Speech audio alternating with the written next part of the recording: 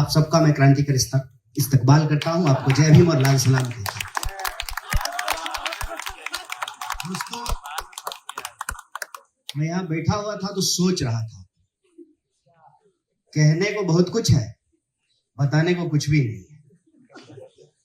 कहने को बहुत कुछ इस तरह से है कि हमारे शिक्षकों ने जो है पारी संभाल ली है। तो एक बात तो सुचिता ने कह दी कि ये अपना आंदोलन तो बता रहे हैं, अपने खिलाफ होने वाला आंदोलन नहीं बता रहे हैं। लेकिन खासियत यही है जेएनयू की, इसीलिए हम आपके बीच आए हैं। आपको कुछ बताने नहीं आए, आप हमसे ज्यादा समझदार हैं और हमको भी आपकी उम्र में लगती थी कि हमको दुनिया की सबसे ज्यादा समझ है और आपको भी लगनी चाहिए कि हम ज्यादा समझते हैं। हम बस इस सॉलिडेरिटी मीटिंग में इसलिए आए हैं कि हमारे लिए कोई करके गया और आप अपनी आने वाली पीढ़ी के लिए कर रहे हैं। जेएनयू एक सिलसिला है। अगर हम समझते हैं कि जेएनयू एक विश्वविद्यालय है तो शायद हम जेएनयू को नहीं समझ पा रहे। जेएनयू एक स्पिरिट है। जेएनयू नाउमीदी के इस दौर में एक उम्मीद है, इसलिए हम आपके बीच में हैं। और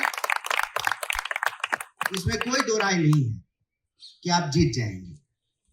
ये जो चारों ऑफिस बेरर हैं हमारे कॉमरेड, आप जीतेंगे।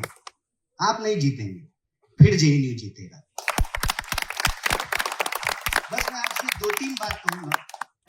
पहला तो ये कि अभी कॉमरेड रोहित ने रजत दत्ता को याद किया। हम लोग यूनिवर्सिटी हड़ताल किए थे और ये जो जेएनयू एडमिन के सामने टी पॉइंट है, वहां पे हमने उनकी गाड़ी रोक दी। सर दोपहरी में जो है जा रहे थे, मस्ट भी डायबिटीज पेशेंट रहे होंगे। बहुत तेज उनको गुस्सा आया। बोले तुम लोग यूनिवर्सिटी क्यों बंद किए हो? बोले कि अपने अधिकार के लिए बंद किए हैं, पूरे एटीट्यूड में। बोले कि क्या क्या नाम है? बोले शौक से लिख लीजिए। वो सीधा वाइस चांसलर के पास गए, बाय नेम कंप्लेन कर दिया। सब जो है संगठन से 2-2 लोगों को फाइन हो गया। देखिए, समझदार वाइस चांसलर और मूर्ख वाइस चांसलर में क्या फर्क होता है, ये हम आपको बताते हैं। समझदार वाइस चांसलर जो है वो ये जानता है कि किसी भी स्थिति में भद हमारी पिटनी है तो इज्जत बचा लेते हैं। उस वक्त के वाइस चांसलर बहुत समझदार थे। शिक्षक को समझाया, कंप्लेन किया, फाइन किया, और जब एडमिशन लेने के लिए दोबारा रजिस्ट्रेशन के लिए गए तो एडमिशन बोला कि फाइन दो। बोले फाइन तो नहीं देंगे, माफी मांग लेंगे।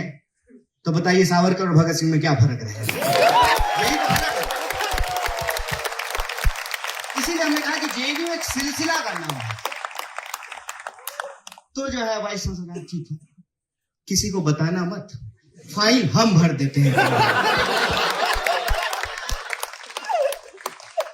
एक तो जो टीचर यहां साथ खड़े हैं, हमारी लड़ाई में हमेशा खड़े रहे, हम इनके खिलाफ भी लड़े हैं। दूसरा कि वही टीचर जिनके खिलाफ हम लड़ते हैं, जो हमको सिखाते हैं, वही सिखाते हैं कि लड़ो, सच के लिए लड़ो, न्याय के लिए लड़ो।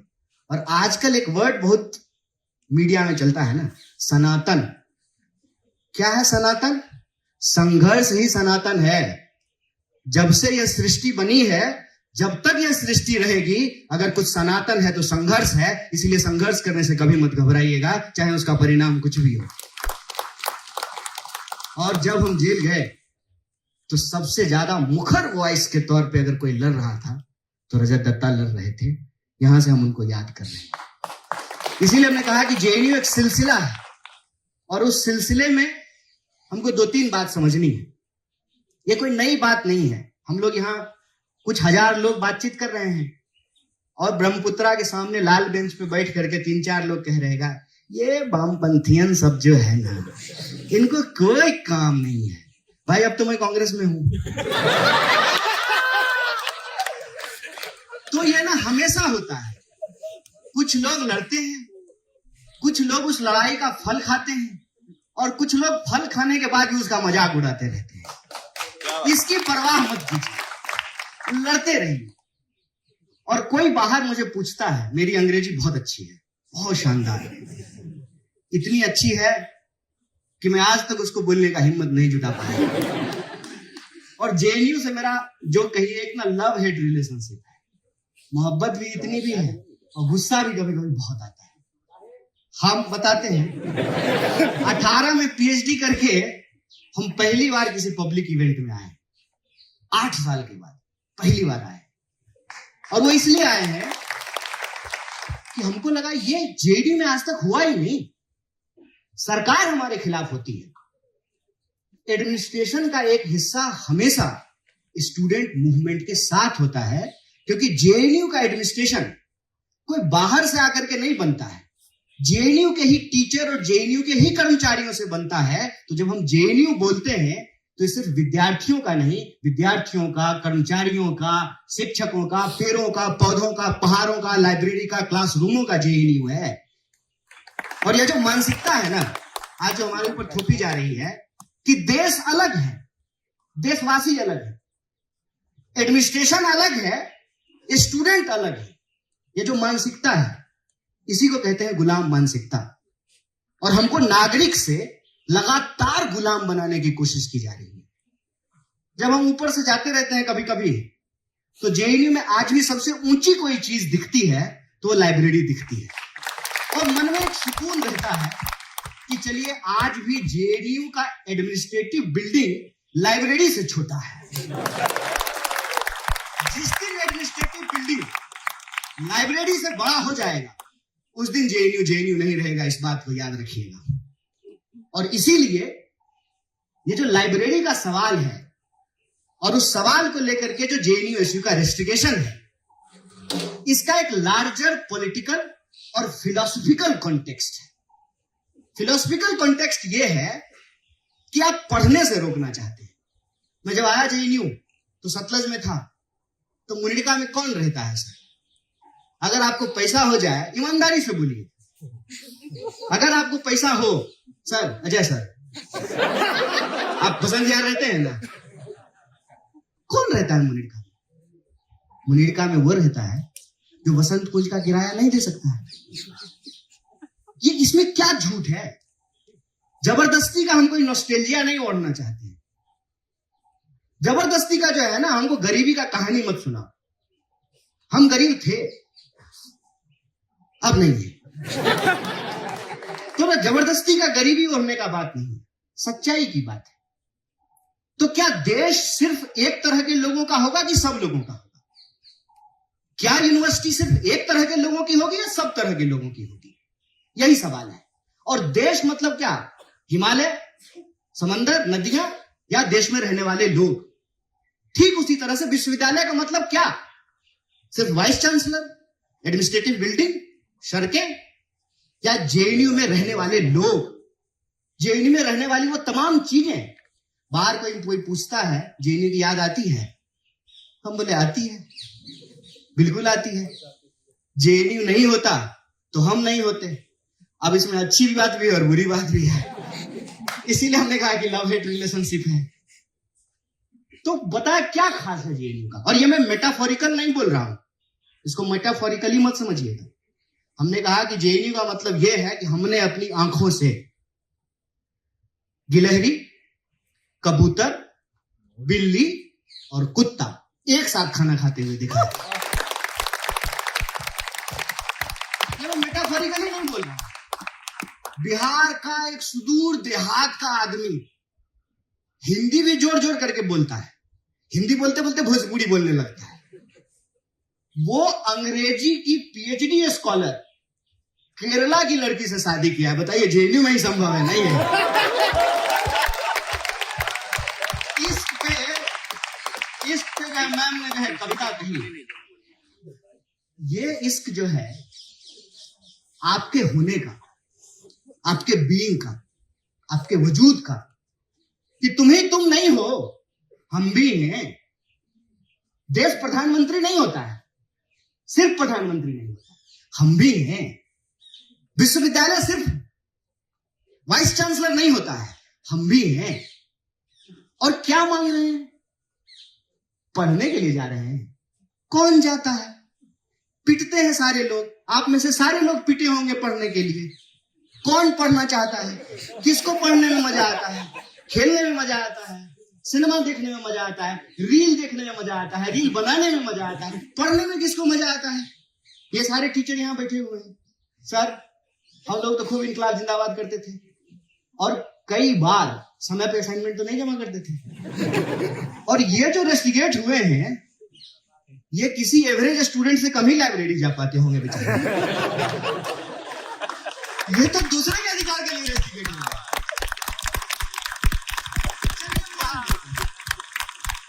चलिए मान लेते हैं जगह कम है। अरे तो मई की दोपहरी में, जेठ की दोपहरी में ज्यादा से ज्यादा क्या करेगा? भात खा लिया है तो सो जाएगा लाइब्रेरी में, नाक बजाने लगेगा, बगल वाला उठा देगा, ए भाई आवाज कर रहे हो, और क्या ले लेगा? मुनीरका में कौन लोग रहता है? ये हमेशा से हम सुने हैं, इसीलिए बात हम बोल रहे हैं। ये पीछे किसी चाय की दुकान पे, लाइब्रेरी कैंटीन में, कहीं किसी हॉस्टल के सामने बैठ करके, ताप्ती के सामने, कहीं 5 लोग, क्या हो रहा है? अरे आए हैं कुछ लोग नेतागिरी छाटने, इनको कोई काम है क्या? और उनको बड़ा काम है, यहां से निकल करके पता नहीं क्या कर लिए हैं। हम सबको देख रहे हैं, सबको देख रहे हैं, ठीक है? तो ये हमेशा से बोलते हैं। वो क्या करते, मैं सत्तर रहता था, लोग पानी का ठंडा बोतल सब भर करके लेके चले जाते थे। कुछ लोग गेट पे खड़ा हो जाता था, हटाओ निकालो पानी, तुम पानी पी जाओगे तो हम क्या पिएंगे? अरे तो तुम नहाओगे क्या कूलर के पानी से? एक बोतल कोई पानी भर करके चला गया, क्या बिगड़ जाएगा?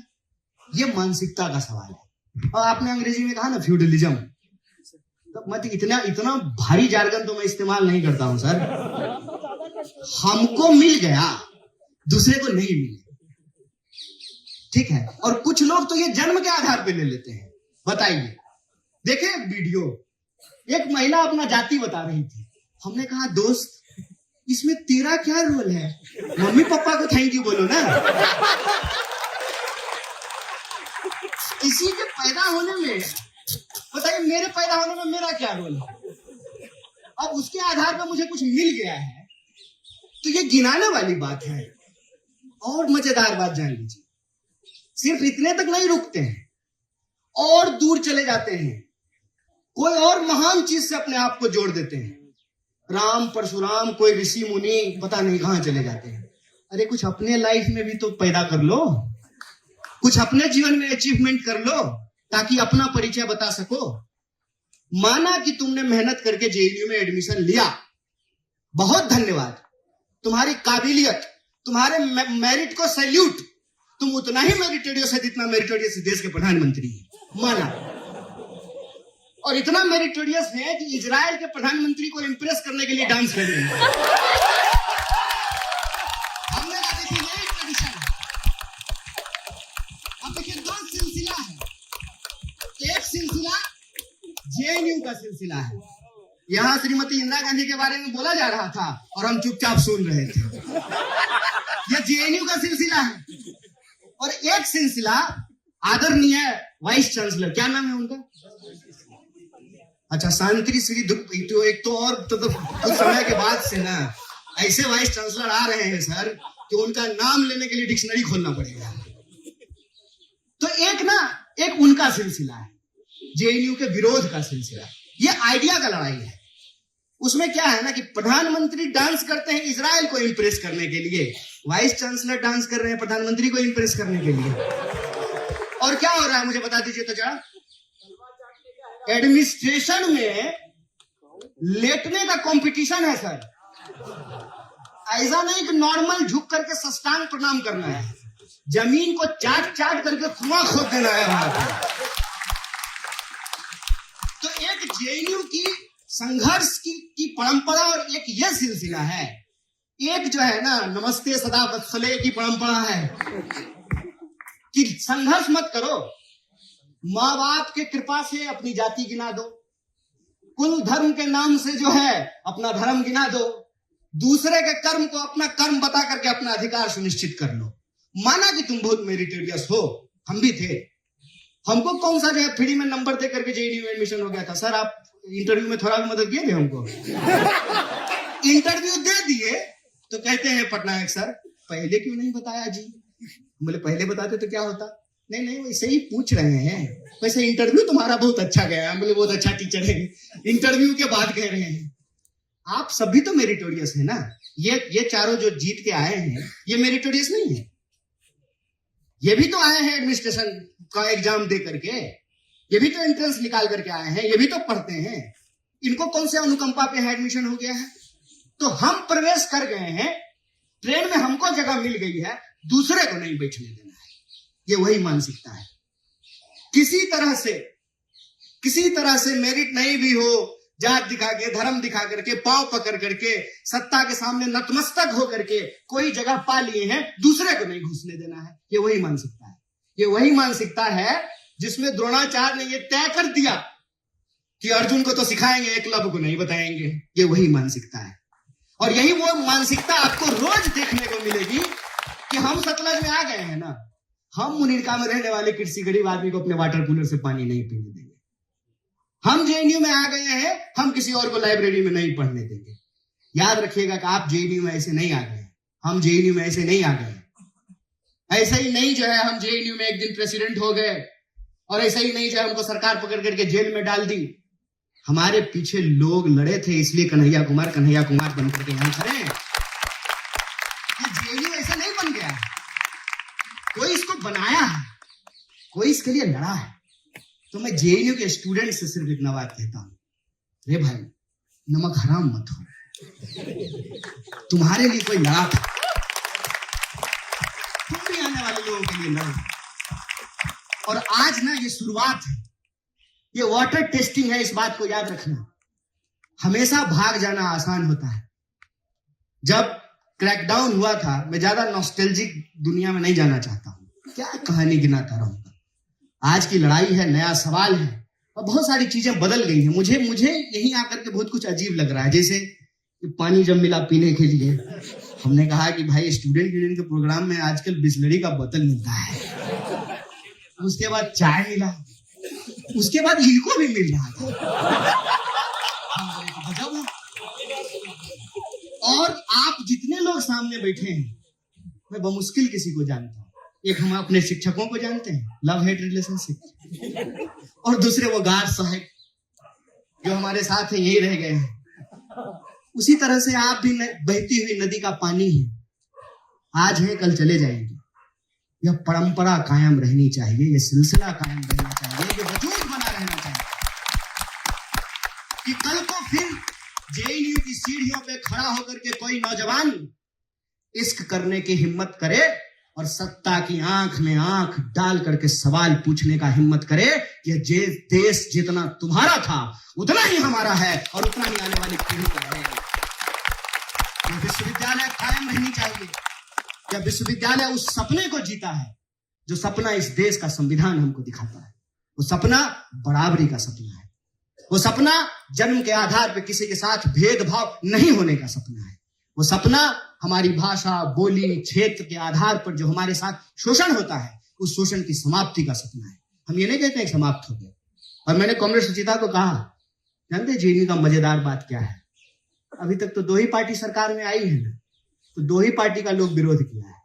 फर्ज कीजिए कल को अगर कम्युनिस्ट पार्टी की सरकार बन जाती ना, तब जेएनयू उस सरकार के खिलाफ लड़ रहा होता। मैं ये बात दावे से कह सकता हूं, मैं दावे से ये बात कहता हूं। और क्यों मैं ये बात कहता हूं? जब 2011 में मेरा एडमिशन हुआ सर, 12 में जो है चुनाव हुआ, सुचिता प्रेसिडेंट बनी, हमारी प्रेसिडेंट बनी थी, हम लोग एक दूसरे के खिलाफ लड़ रहे थे। 18 में जब हम पीएचडी सबमिट करके निकल रहे थे, तो बालाजी प्रेसिडेंट बना था। उसके बाद जो आपस में लड़ते थे, आपस में जो है एक साथ यूनियन बना लिए हैं। बताइए, आयशा और एसएफआई मिल करके चुनाव लड़ रहा है। जिन्होंने ये बाग नहीं देखा, उनको तो आइडिया ही नहीं है फिर कि फ्री थिंकर क्या हुआ करता था। और हमारा एक बहुत ही बेहतरीन जो है अध्यक्ष हुआ करता था। बड़ी मुश्किल से वो बेचारा आकर के यहाँ हिंदी बोलना सीखा। हम लोग तमिल नहीं सीखे, वो हिंदी सीख गया। वो अपने भाषण में बोला था एक बात जा करके, और मुझे आज तक वो बात याद है। बोला, इधर आकर के लोग बोलता है हम असली लाल है, हम गाना लाल है, ये स्टूडेंट यूनियन है कि एशियन पेंट की दुकान है।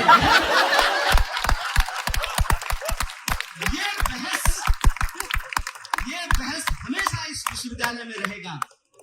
और इसीलिए नेहरू की जो प्रतिमा लगी हुई है, उस प्रतिमा के बाहर एक बात लिखी हुई है, क्रिटिकलिटी को प्रोटेक्ट करना, क्रिटिकल अंडरस्टैंडिंग को आगे बढ़ाना ही विश्वविद्यालय का काम है। हो सकती है कि इसमें बहुत सारी कमियां हो, लेकिन हमको इस बात का गर्व है कि इस देश में बखूबी कोई विश्वविद्यालय अगर इस भूमिका को निभा रहा है तो उसका नाम जेएनयू है। इसीलिए जब हम कहते हैं कि यार जेएनयू, हम गर्व महसूस करते हैं। होगी नाराजगी, होगा गुस्सा, लेकिन जब कहते हैं वी आर जेएनयू तो उस रिश्ते से, उस सिलसिले से, उस ट्रेडिशन से जो है एक नाता बन जाता है। और जब उस पे कोई आंच आती है ना, तो सारी बाधाओं को छोड़ करके मन करता है कि भाग करके वहां जाएं और हवा में लहराती हुई मुट्ठियों को तान करके कहें कि जेएनयू खरा था, खरा है और खरा रहेगा। इसलिए खरा रहेगा कि कल को फिर से काला हांडी सिखाया हुआ कोई नौजवान जिसको ना हिंदी आती है ना अंग्रेजी आती है, उसको उड़िया बोलते हुए अफसोस नहीं हो। एक बिहार के किसी देहात से आया हुआ नौजवान, नॉर्थ ईस्ट से आया हुआ नौजवान, कश्मीर से आया हुआ कोई नौजवान, केरल से आया हुआ कोई, वो तो हम हैं ही सर, तो ना नहीं young sir, age is number, young is feeling.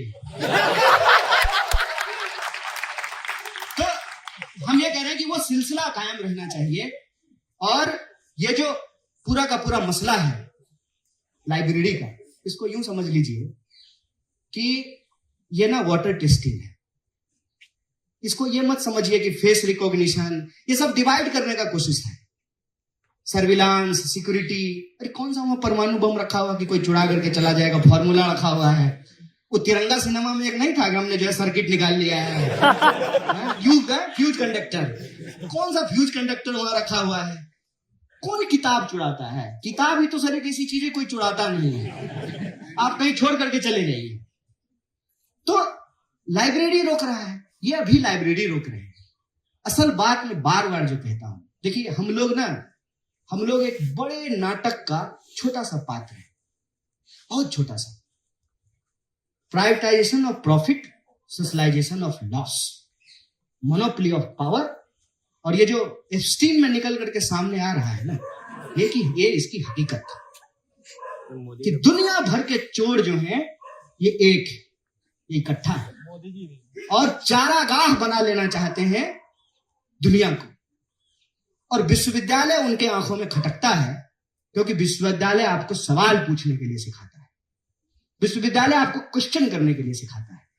और जैसा प्रोफेसर पटनायक ने कहा कि टीचर की ताकत स्टूडेंट है, स्टूडेंट की ताकत विश्वविद्यालय का ताकत समाज है।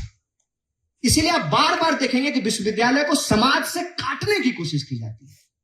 ये एक डेलिबरेट अटेम्प्ट था कि जेएनयू को बदनाम किया जाए। और ये बात मैं बार बार कहता हूं कि किसी विधवा की जमीन कब्जा करना हो ना, तो उसको चरित्रहीन और डायन बताना जरूरी है। समाज में उसको लेकर के डर हो कि अपना पति खा गई, अब तुम्हारा पति खा जाएगी। और जब ये डर समाज में कायम हो तो समाज और विश्वविद्यालय अलग हो जाते हैं। फिर जब विश्वविद्यालय पर हमले होते हैं सरकार के द्वारा, तो विश्वविद्यालय के साथ कोई खड़ा नहीं होता। और असल बात यह है कि ये जो पूरा का पूरा लूट का मामला है, बसंत कुंज जैसी जगह पे आप में से बहुत सारे लोग हवाई जहाज चढ़े होंगे, ऊपर से जाते हैं कितना सुंदर लगता है। खाली कंक्रीट ही कंक्रीट है। दो ही जगह ग्रीनरी नजर आती है, एक जगह जहां आदरणीय राष्ट्रपति रहती है, दूसरी जगह आदरणीय वाइस चांसलर रहती है। क्यों नहीं खटकेगी? सर आप लोग तो घर लिए होंगे ना, बाहर में बुक तो कराए होंगे ना, आप बाहर ही रहते हैं ना, तो सर 3-4 करोड़ में तो फ्लैट मिलता होगा बसंत कुंज में। 4.5 करोड़ खरीद लिया क्या भाई? 4.5 करोड़ में फ्लैट मिलता है सर। ये 1000 एकड़ जमीन है। आपको क्या लगता है उनको लाइब्रेरी में घुसने से प्रॉब्लम है? ना ना, आप कालाहांडी से चल करके, नागालैंड से चल करके, कश्मीर से चल करके, बिहार से चल करके, आप जो तमिलनाडु से चल करके यहां आकर के पढ़ते हैं, और यहाँ पे रह रहे हैं। वाह, कमाल बात है। सड़क के इस तरफ जो है इतना सस्ता जो है, आप जो है खुले आसमान के नीचे जो है ना ओपन बार का मजा ले रहे हैं, और सामने जो है एक एक गिलास का जो 500-500 रुपया देना पड़ रहा है। सामने माल है ना, कैसे बर्दाश्त करेगा लोग, कैसे बर्दाश्त करेगा लोग? इसको आप छोटी लड़ाई मत समझिए, ये आपके पढ़ने के अधिकार पर हमला है। सरकार नहीं चाहती है कि आप पढ़ें, सरकार नहीं चाहती है कि आप सवाल पूछें। और देखिए, हम तो एक पार्टी में हैं जो पार्टी सरकार चलाती है, कहीं कहीं। मैं आपको एक रूलिंग क्लास मेंटालिटी के बारे में बताना चाहता हूं। पीपल आर बर्डन, लोग बोझ हैं, लोग बोझ हैं, और खास करके गरीब लोग बोझ हैं। और गरीब लोगों को ला करके जेएनयू पढ़ाती है। आप दीजिए ना 50 लाख रुपया महीना, 50 लाख साल, आपको पता चलेगा। हम आए थे सर मगध यूनिवर्सिटी से, आए यहाँ पे जो है इंटरव्यू देने के लिए। ये बाबा गंगनाथ मार्ग सर हम 3 बार घूम गए, हमको जेएनयू का गेट ही नहीं मिला। हमको लगा कि देश की इतनी बड़ी यूनिवर्सिटी है, कोई शानदार गेट होगा, हम बार बार सामने से गुजर जाए, हमको जेएनयू मिल गई नहीं। तो हमने भाई से पूछे कि भाई जेएनयू कहाँ है? तो बोला कौन सा? बोले कौन सा? एक ही जेएनयू है। बोला नहीं 2 है। बोले 2 है, हमको तो एक ही पता है। बोला एक ओल्ड है एक न्यू है। अब हम कंफ्यूज हो गए, नए में जाएंगे पुराने में? हमने कहा नए में चलते हैं। तब न्यू इंडिया नहीं आया था सर। तब अगर न्यू इंडिया होता तो क्लैरिटी होती, पहले ही बोल देते न्यू में। तो बोले न्यू में, तो वापस इसी गेट पे बोले हम यहाँ से हम 3 बार गुजर गए। वहां गए हम डरते डरते, अभी हमारे गार्ड साहब इतना प्यार से बतियाए, ठीक है ना, गार्ड के पास हम डरते डरते गए। गरीब आदमी ना पहले से डरा रहता है कि कोई डांट ना दे, कोई ह्यूमिलिएट ना कर दे, कोई भगा ना दे, कोई मुंह पे दरवाजा ना बंद कर दे। ये होता है, कॉन्फिडेंस नाम का कोई चीज होता है। एक आध साल यहाँ रहने के बाद समझ में आया था। तो डरते डरते गार्ड के पास गए कि डांट ना दे। हम बोले कि जेएनयू यही है? बोला जी यही है। बोले इतना आदर से बात कर रहा है, ये तो मनुष्य समझ रहा है। बोला आपको कहाँ जाना? बोला आपको कहना है। हम बोले सर। बोला सर मत कहिए। बोले नहीं आप सर हैं, हमको सबको सर कहने की आदत है। बोला कि यही जेएनयू है, कहाँ जाना है? हम बोले इंटरव्यू है हमारा। हम इंटरव्यू देने ऐसे आए थे जैसे एमआर का नौकरी करने के लिए आए हैं। बढ़िया टक करके पेंट में सर शर्ट पहन करके आए थे, हवाई शर्ट पहन करके। तो ना एक आदमी को रोका, वो सीनियर रहे होंगे। बोला कि इनको जरा छोड़ दीजिएगा एड ब्लॉक। हम पीछे बैठ गए। हम उसको बोले कि किराया भी लीजिएगा क्या? नहीं भाई किराया नहीं लेंगे, हम भी यही पढ़ते हैं। हो गया एडमिशन। पहला दिन क्लास में गए, प्रोफेसर मालाकार थे, आए क्लास में, वो आए, हम खड़े हो गए, बाकी सब बैठा हुआ था। बोले खड़े क्यों हो गए? हम बोले सर आप आए हैं क्लास में इसलिए खड़े हो गए। तो बोले कि इसमें हमने ऐसा क्या कर लिया कि तुम खड़े हो रहे हो हमको देख के? हमने कहा सर आप टीचर हैं। तो बोला कल तुम भी हो जाओगे। हम बोले हाँ बात तो ठीक है, एक टीचर होने तो आए हैं। बोले कि मेरी पीएचडी हो गई, तुम्हारी पीएचडी हो जाएगी, हमारे तुम्हारे में क्या फर्क है? फिर हमारा कॉन्फिडेंस इतना, वैसे सर हम सिगरेट नहीं पीते हैं। हमारा कॉन्फिडेंस इतना था कि हम पटनायक सर के पॉकेट से सिगरेट निकाल लेते थे। फर्क देखिए, कैसे आए थे और कैसे बन गए। क्या सर? और झूठ बोल रहे हैं, खाली केला खाली तो नहीं गए थे इनके घर में।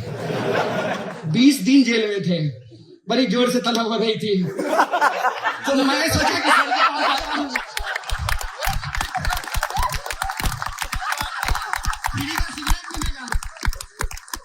ये फर्क है।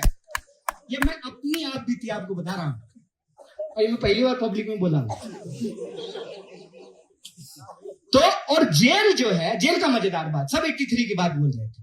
मैं जेल में गया, मुझे बहुत दिन के बाद चैन मिला था सर।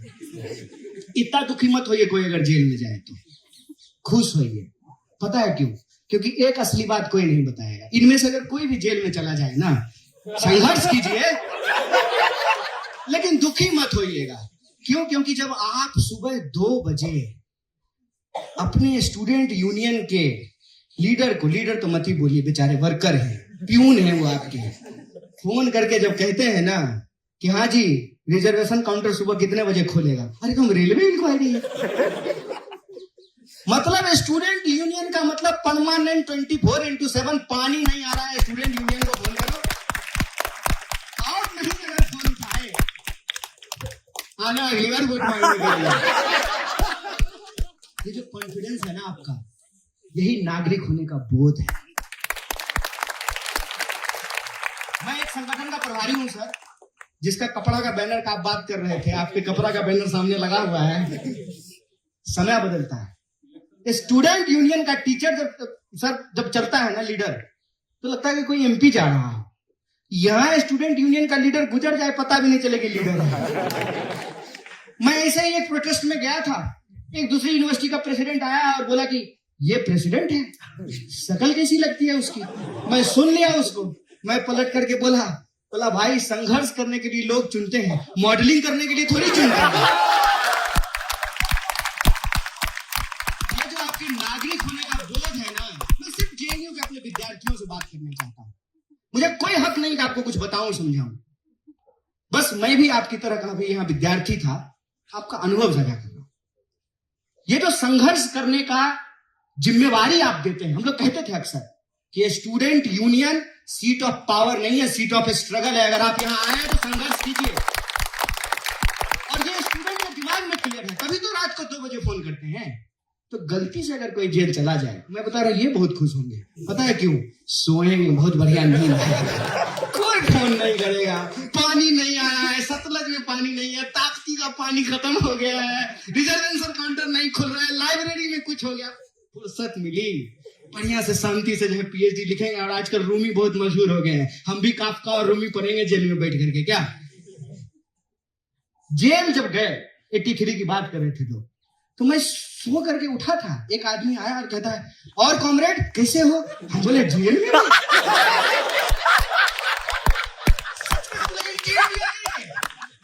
वो आदमी आया, बोला कि अरे घबराओ नहीं। बोले नहीं, घबरा तो नहीं रहे, घबराना होता तो जेल में थोड़ी होती। घबराना होता तब थोड़ी जेल में होते। घबरा गए तब कहा, घबरा गए तो सरकार में होते, जेल में थोड़ी होते।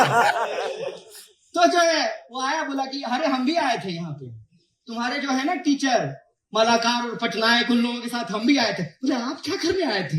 अरे सेनेडाई हुआ था, लोगों को जेल भेज दिया गया था, हम भी आए थे जेल में। तो हम बोले अभी क्या है? बोले अभी हम जेल कमिश्नर हैं, पूरा जेल हमारे ही अंदर है। मैं ऐसे ही नहीं बोल रहा हूं कि जिनको लगता है कि जेएनयू यूनिवर्सिटी है, वो जेएनयू को नहीं जानते हैं। जेएनयू का इतिहास, मुंह जवानी जेएनयू के एक एक ईंटों पर दर्ज है, एक एक क्लासरूम के बेंचों पे दर्ज है। और जो लोग यहाँ आए, उनका सौभाग्य, वो उनकी जिंदगी के सबसे बेहतरीन दिनों में से एक है। इसीलिए प्यार और रंज, हिट कि इतना कुछ कर लेने के बाद भी, हाँ, सबसे ज्यादा क्रिटिसिज्म अगर कहीं से हो सकता है तो जेएनयू से ही होता है। और इसके लिए मुझे आपसे कोई शिकायत नहीं है। मैं आपको सैल्यूट करना चाहता हूं। आप अपने स्पिरिट को इसी तरीके से कायम रखिए। देश में एक यूनिवर्सिटी तो ऐसी है जो आज भी लोगों की रीढ़ की हड्डी को सीधा करता है, जो सत्ता के आंख में आंख डाल करके सवाल पूछता है, जो कहता है कि नहीं मानेंगे, तुम जो चूरन बेचोगे ना वो नहीं खरीदेंगे। क्या चूरन बेच रहे हो? सिक्योरिटी का। अच्छा, यहाँ लोग जो है बॉर्डर घुस जा रहे हैं बंदूक लेकर के। कहां घुस आए थे? पहलगाम में। और तुम लाइब्रेरी बचा रहे हो। कमाल बात है। ये जो चूरन बेच रहे हो, इसमें होता कि मॉल में आप सामान खरीदने के लिए जाइए, सामान खरीद लीजिए, कहेगा कि छुट्टा नहीं है, चॉकलेट खा लीजिए। नहीं खाना है मुझे चॉकलेट। यही तो जेएनयू का एटीट्यूड है ना। तुम जो दोगे नहीं लेंगे, और जो हमको लेना होगा वो छीन करके लेंगे। यही तो है। तुम कह रहे हो कि भैया फेशियल रिकॉग्निशन नहीं लेंगे, चंदा लेंगे बारकोड से। आप लोगों ने कॉन्ट्राडिक्शन पकड़ा। डायलेक्टिक्स पढ़ाए हैं आप लोग। डायलेक्टिक्स देखे, बोला कि जो है फेशियल रिकॉग्निशन नहीं मानेंगे, लेकिन चंदा आप क्यूआर कोड से लेंगे। तुम्हारे हिसाब का डिजिटल इंडिया नहीं चलेगा, हमारे हिसाब का डिजिटल इंडिया चलेगा। हम एआई बना रहे हैं, एआई को हमको नहीं बनाने देंगे, इस बात को याद रखना। यही फर्क है जेएनयू में और देश के दूसरे विश्वविद्यालयों में, कि हमको जो चाहिए वो लेंगे। और मैं आपको एक आंदोलन की याद दिला देना चाहता हूं। वाईफाई को लेकर के हम लोग संघर्ष किए सर, और वाईफाई को लेकर के मैं 3 पोजीशन बताता हूं मेरे 7 साल के जेएनयू के अनुभव में। जब आ रहा था, कंप्यूटर हंस रही है सुचिता, बहुत जबरदस्त विरोध हुआ, मशीन आएगा रोजगार चला जाएगा, इसीलिए जो है कंप्यूटर नहीं आना चाहिए। उसके बाद जेआरएफ आया, लड़ करके जेआरएफ का पैसा बढ़ाया। जेआरएफ का पैसा बढ़ते ही सर ब्रह्मपुत्रा में मोटरसाइकिल लगाने की जगह नहीं, और देखते देखते जो है डिलीवरी बॉय सुबह शाम ये मुगल दरबार वाला भी डिलीवरी करने लगा। रूम नंबर 107 ब्रह्मपुत्रा ओल्ड की एक्सटेंशन। समाज बदलता है, हम भी बदलते हैं। फर्क यह है कि हम बदलाव के खिलाफ नहीं हैं, लेकिन बदलाव हमारी शर्तों पर होगा। हम विकास के खिलाफ नहीं हैं, लेकिन विकास हमारी शर्तों पर। बदलाव के नाम पर तुम अगर मेरे ऊपर कुछ थोपना चाहते हो, और यूनिवर्सिटी का जो बुनियादी कैरेक्टर है कि ये एक्सक्लूजनरी नहीं होगा, इंक्लूसिव होगा। बताइए अगर ऐसी यूनिवर्सिटी होती कि बंबू गेट लगा होता, जैसे टोल गेट पे लगा होता है, तब तो हम नहीं देख पाते इंटरव्यू। हमको गेट ही नहीं मिल रहा था, और गेट पे अगर गलती से पहुंच भी जाते, गार्ड जोर से हक कर देते तो लौट के चले जाते, कौन पढ़ेगा। हम बीएचयू में मेरा एडमिशन हुआ, मैं आपको बता देता हूं, बीएचयू में मेरा एडमिशन हुआ, हम बीएचयू में एडमिशन ही नहीं लिए। इतना भव्य विश्वविद्यालय था ना सर, हमको लगा इतना दूर घर से यहां रहेंगे कैसे। इतना भव्य, भव्यता से दिक्कत नहीं है, बनाइए ना भव्य। इस लाइब्रेरी को इतना और ऊंचा बना दीजिए, या इतनी ही एक और बिल्डिंग कोशिश कर दीजिए। अरे आपसे ज्यादा तो मिडिवल टाइम का शासक लोग ज्यादा समझदार था। एक कुतुब मीनार बना लिया था, उसके बगल में दूसरा कुतुब मीनार बनाने का कोशिश कर रहा था, है कि नहीं। इतने साल के बाद सर 70 में यूनिवर्सिटी बनी, 69 में, तब से लेकर के अब तक एक और बिल्डिंग बना लीजिए ना बगल में, और देख लीजिए जो बैठने की जगह की कोई कमी नहीं होगी। कौन कहता है कि हम बदलाव के खिलाफ हैं? बदलाव के खिलाफ कोई हो सकता है? कोई नहीं हो सकता है। कौन विकास के खिलाफ है? नहीं है। लेकिन आप बदलाव किसकी शर्तों पे करना चाहते हैं? यूनिवर्सिटी का बेसिक कैरेक्टर क्या है? यूनिवर्सिटी का बेसिक कैरेक्टर अगर इंक्लूसिव है तो हम बदलाव के खिलाफ नहीं है। यूनिवर्सिटी का बेसिक कैरेक्टर अगर एक्सक्लूसिव है तब हम बदलाव के खिलाफ होंगे, क्योंकि वो बदलाव हमारे लिए नहीं है। वो बदलाव फिर प्रधानमंत्री का विकास मतलब देश का विकास ना भैया। प्रधानमंत्री का विकास मतलब देश का विकास नहीं होता है। प्रधानमंत्री के चढ़ने के लिए 8,500 करोड़ का हवाई जहाज है, इसका मतलब इस देश के तमाम लोगों को चढ़ने के लिए 8,500 करोड़ का हवाई जहाज नहीं है।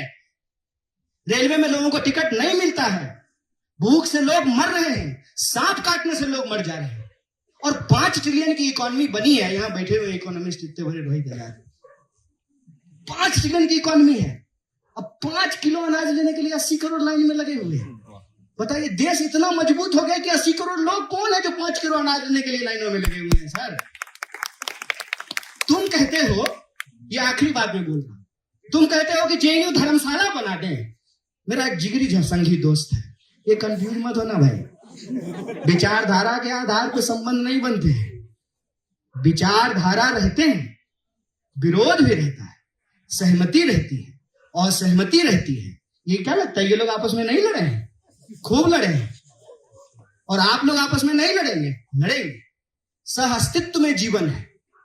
तो मेरा एक संगी दोस्त था, उससे मुझे बहस करने में बहुत मजा आता है। तो सतलज गेट पे जो है खा करके हम लोग स्पेशल डिनर के पास आ जाते थे, एकदम टहलते टहलते। बहुत समय था ना, उस समय इंस्टाग्राम था नहीं और रील बनाने आता नहीं था, और वाईफाई भी नहीं था सर हॉस्टल में। और वाईफाई को लेकर के जो है तो संघर्ष भी नहीं हुआ था, तब तो कंप्यूटर का ही विरोध हो रहा था। बाद में वाईफाई फ्री हो गया, सब लोग अपना लैपटॉप खरीद लिए, जेआरएफ मिल गया, बाइक खरीद लिए, आजकल अपने कमरों में रहते हैं। हेलो सर चैट पे ही होता है। सतलज से ब्रह्मपुत्रा जब गए तो चाय जाना है यादव जी की दुकान पे पीने के लिए, तो फेसबुक पे इनबॉक्स करता था, चाय पीने चलोगे? बोले इतने में तो खटखटा के कह दोगे ना बगल वाले कमरे में, ये चैट पे बोलने का क्या जरूरत है। आजकल पर्चा भी सर व्हाट्सएप पे लिखा जाता होगा, आई गेस प्रेसिडेंट बताएंगे क्या, है ना? बहुत अच्छी बात है। तो संगी मेरा जिगरी दोस्त है, संगी जिगरी दोस्त कहता था तुम लोग बहुत खराब लोग हो। हमने क्या, तुम लोग वामपंथी लोगों का यही प्रॉब्लम है। क्या प्रॉब्लम है कि बाहर के लोग आकर के जो है यहाँ पानी ले जा रहे हैं और तुम उनको बढ़ावा दे रहे हो। जेएनयू धर्मशाला है क्या? हम बोले 5 मिनट पहले तुम हमको विधर्मी कह रहे थे 5 मिनट पहले तुम हमको विधर्मी कह रहे थे और 5 मिनट बाद तुम हमको कह रहे हो जेएनयू धर्मशाला है। दोनों में से एक बात बोलो ना। या तो धर्म मानते हैं, धार्मिक लोग जो है रहते हैं जेएनयू में, या धर्म विरोधी लोग रहते हैं। भाई ये जेएनयू में पढ़ने वाले, ये जेएनयू एसयू, ये लोगों के पढ़ने के अधिकारों के लिए लड़ रहा है और तुम लोग कहते हो जेएनयू एसयू अय्याशी करता है। दोनों में से कोई एक ही बात होगा ना। और एक बात यह है कि तुमको सबको नहीं देना है और जेएनयू को ना इसकी जितनी ताकत और जितनी कुवत है ना ये सबको देना चाहता है। इसीलिए जब हम कहते हैं वी आर जेएनयू मतलब हम सबका जेएनयू है। और जब जेएनयू में कोई सवाल होता है, जेएनयू के ऊपर कोई हमला होता है, हम अपनी विचारधारा, अपनी पहचान, अपना संगठन, उन तमाम चीजों को छोड़ करके इकट्ठा हो जाते हैं। यही जेएनयू की ताकत है। और आज भी हम इस बात के लिए खड़े हैं कि जेएनयू को बचाना मतलब उस सपने को बचाना कि यह देश हम सबका है। देश का मतलब देश के 140 करोड़ लोग होते हैं और भारत माता का मतलब भारत में रहने वाले लोग होते हैं। विश्वविद्यालय का मतलब विश्वविद्यालय में रहने वाले लोग होते हैं, चाहे वो स्टूडेंट हो, कर्मचारी हो, टीचर हो, नदी हो, पहाड़ हो, पेड़ हो, क्लासरूम हो, उससे विश्वविद्यालय बनता है। ये हम सबको बचाने की लड़ाई है। इसमें आप पूरी ताकत से लड़िए, हम भी पूरी ताकत से कंधा मिला करके आपके साथ खड़े रहेंगे। और इस बात को याद रखिएगा, मैं खास करके अपने चारों ऑफिस बेरर को कहना चाहता हूँ और आप सबके बिहाफ पे कह देता हूँ, फॉर्मर जेएनयू प्रेसिडेंट्स के बिहाफ पे कहता हूं, करंट जेएनयू एसयू को, ये सीट ऑफ स्ट्रगल है और आप 4 लोग नहीं हैं। जब क्रैकडाउन हुआ 2016 में, अफरा तफरी मच गई, हर गेट पे पुलिस खड़ी थी। तो एक हमारे टीचर यही पढ़ाते हैं SSS में, सिगरेट पी रहे थे। क्या हाल है? तो ठीक है सर, पिलाइए। क्या सोच रहे हो? बोले सर समझ में नहीं आ रहा है, बड़ा माहौल खराब है। एक फोन काटते हैं दूसरा फोन आ जाता है। अभी यहीं पे जो दिल्ली पुलिस के भी स्टाफ घूम रहे थे, आज नाम नहीं लेंगे, नौकरी चली जाएगी। तो हम पूछे क्या माहौल है? बोला सर माहौल तो बहुत खराब है, हर तरफ से लोग जमा है, कभी भी हमला हो सकता है। हम बोले सर पता नहीं क्या करें। बोले सुनो, यही शब्द था उनका और यही मैं आपके सामने दोहरा रहा हूं। सुनो, ये मत सोचना कि तुमको 1000 लोगों ने वोट दिया है, ये मत सोचना कि तुम्हारे संगठन में 10-15 लोग हैं, ये मत सोचना। ये सोचना कि तुम जेएनयू एसयू के प्रेसिडेंट हो। और जब हम जेएनयू एसयू कहते हैं ना, तो ये 2016 में नहीं है, ये आजादी के पहले शुरू होता है और ये तुम्हारे मरने के बाद भी कायम रहेगा। तुम उस परंपरा के बात को याद रखना कि तुम सिर्फ 1000 स्टूडेंट के प्रेसिडेंट नहीं हो, तुम 8000 स्टूडेंट के प्रेसिडेंट हो, चाहे वो एबीवीपी से भी जुड़ा हुआ क्यों नहीं है, चाहे वो तुमको वोट दिया या नहीं दिया, तुम पूरी यूनिवर्सिटी के प्रेसिडेंट हो। और तुम अगर भागे तो पूरा का पूरा यूनिवर्सिटी डिमोरलाइज होगा। तुम्हारे कंधे के ऊपर अब ये जिम्मेवारी है कि उस विरासत को, उस परंपरा को, उस सिलसिला को कायम रखो जिसको हम जेएनयू एसयू कहते हैं। तो आप 4 लोग नहीं हैं, आप जेएनयू एसयू हैं। और इस वाइस चांसलर को ये कहना चाहते हैं कि आप यहां से पढ़ी हैं। अफसोस की बात है, अगर जगदेश कुमार था तो कहते हैं ना कि गालिब दिल को बहलाने का ख्याल अच्छा था, कहते थे बाहर का आदमी है। आप तो यहां से पढ़ी है मैडम, आपको मालूम नहीं है कि जेएनयू क्या है? ये आपको क्या लगता है एक संगठन के लोग हैं? और ये बात क्या सिर्फ SSS की सीढ़ियों तक रहने वाली है? आज यहां से हम आपको ऐलान करते हैं कि अगर आप जेएनयू को बहाल नहीं करेंगे, पूरे के पूरे जेएनयू की विरासत के बिहाफ पे ये बात कहते हैं, जो यूनिवर्सिटी आज यहां पढ़ रहे बच्चों के साथ बनता है और जो लोग पढ़ के जा चुके हैं उनके बिहाफ पे कहते हैं, आपको मुंह की खानी पड़ेगी, आपको जेएनयू को बहाल करना पड़ेगा।